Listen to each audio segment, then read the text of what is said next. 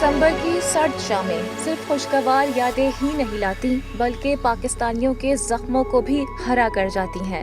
Army public school पर होने वाली दहशतगर्दी हो या फिर 14 दिसंबर को महाजिर आबादी अलीगढ़ पर शब खून मारना हो। इस रात के भी रो नहीं सकी तो बच्चे हमारे बताने कहा दर्जनों नहीं सैकड़ों बेगुनाह सिर्फ इस जुर्म में मारे गए कि वो बानियाने पाकिस्तान की औलादें थीं और उर्दू बोलने वाले थे।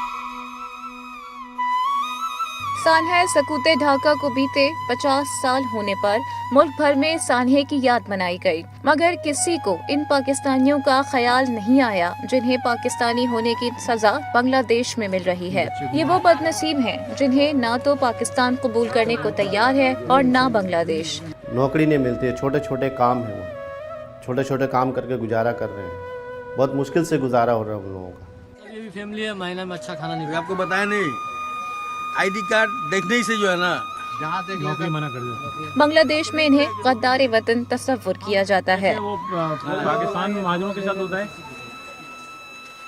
इन सानहात के साथ साथ सकूते ढाका को मुल्क के बाज़ हल्के भूलने और भुलाने के दर पे हैं, लेकिन एक बहुत बड़ा तबका मुल्क में ऐसा भी है जो इस दिन जुदा हुए वजूद को याद करता है, जिन्हें हम बिहारी या मशरकी पाकिस्तान वाले करार देते हैं। गए तो हम लोगों को हर तरीके से जलील किया हम लोगों को। अंदर आ सकते बाबू, हाँ, सब सीख लिया तो। बांग्लादेश के महाजिर कैंपों में जिंदगी गुजारना शायद इन लाचार बिहारियों के ही बस की बात है, जहां बावर्ची खाना भी साथ है और बाथरूम भी। 4 फैमिली है, 4 भाई। ये वॉशरूम है जी सर, ये वॉशरूम है। तो जब नहाते हैं तो कैसे कवर करते हैं? तो सब खुला हुआ बस जिंदगी यही हमारी ना, ये घर देख लीजिए। एक कमरे पर मुश्तमिल 8 फुट की खोली में 8 अफराद जी रहे हैं। यहाँ बेटे की शादी भी होती है और बहू भी आ जाती है। यूँ एक फर्द का और इजाफा हो जाता है। मैं जब होश संभाला तो कैंपों के अंदर था, काफ़ी छोटा था, फिर बड़े हुए हैं। उसके बाद बड़े भाई थे, बड़े भाई की शादी हुई, एक ही कमरे में हम लोग सोते। फिर कुछ अरसे के बाद मैं यहाँ चला आया। सलाउद्दीन एक ऐसे ही कुंबे के फर्द हैं, मगर अब पाकिस्तान में हैं।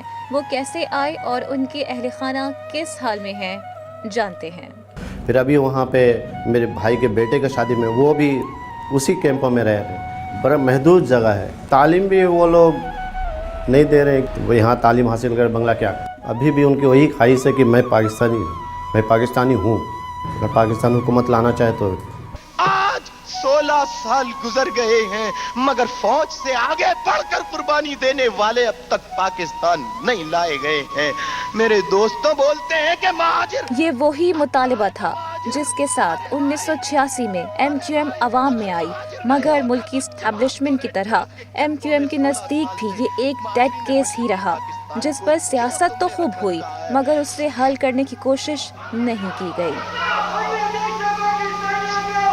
देश के पना गुजीर कैंपों में आँख खोलने वाला बच्चा आज बुढ़ापे की दहलीज पर है और जवानी में मुल्क से मोहब्बत में हवा के रुख के मुखालिफ चलते हुए पाकिस्तान जिंदाबाद का नारा लगाने वाले जवान अब आसूदा खाक हैं।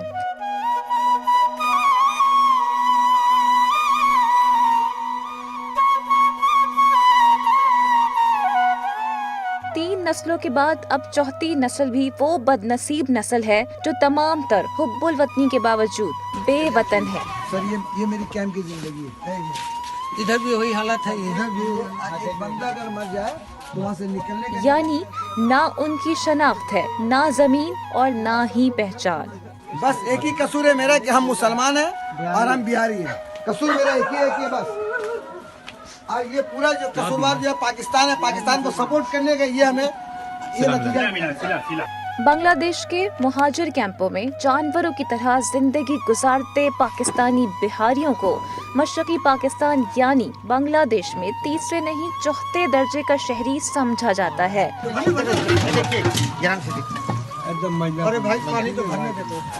جنہیں بنیادی انسانی حقوق بھی حاصل نہیں ہیں۔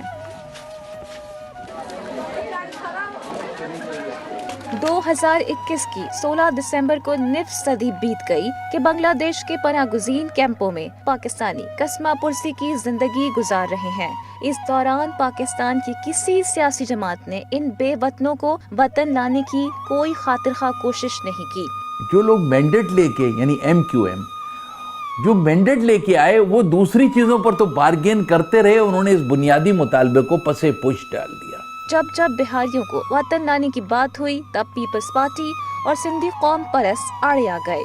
یہ لوگ جو سندھو دیش والے ہیں، انہوں نے بہاری نا کھپن کی تحریک شروع کر دی GM سید کی قیادت میں، اور اچانک محصورین کی پاکستان منتقلی روک دی گئی۔ 70 کی دہائی میں تو پیپلز پارٹی نے بہاری نا کھپے کا ایسا نعرہ لگایا کہ آج بھی اس کی گونج سنائی دیتی ہے۔ چونکہ متحدہ کی قیادت سندھ کے انتہا پسند اور خاص طور سے سندھو دیش تحریک والوں کے ساتھ کمٹ ہو گئی تھی، اس لیے انہوں نے رفتہ رفتہ ایسے تمام مطالبات کہ جس سے وہ سندھی انوائے ہو سکتے تھے انتہا پسند، انہوں نے وڈرا کر لیے۔ وہ اپنی کوئی بات بھی تسلیم نہیں کرا سکے۔ جو پاکستان آ گئے ان کے ساتھ سقوط ڈھاکہ کی تلخ یادیں بھی آئیں، جنہیں وہ کبھی کبھی دوہرا لیتے ہیں۔ میری عمر اس وقت 10 سال کی تھی اور میں جنگ اپنے آنکھوں سے میں دیکھی ہوں، مکتی بہانی کا بربریت، ظلم اور قیامت صغریٰ جو ڈھایا جاتا ہے وہ میں دیکھی ہوں۔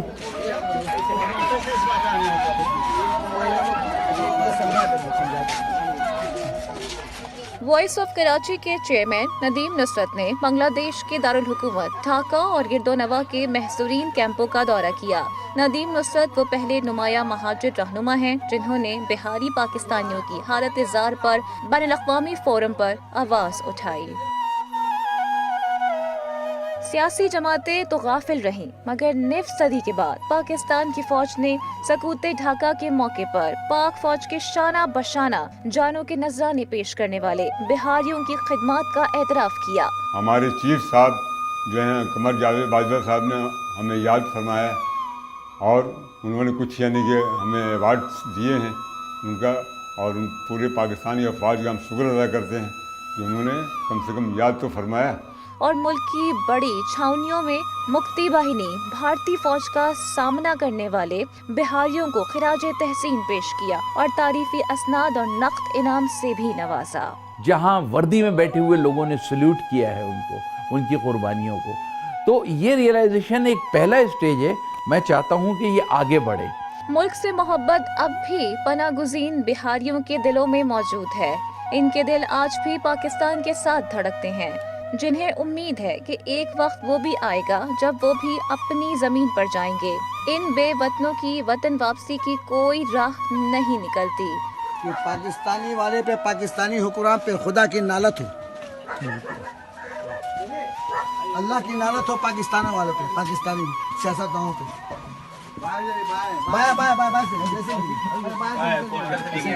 ایسے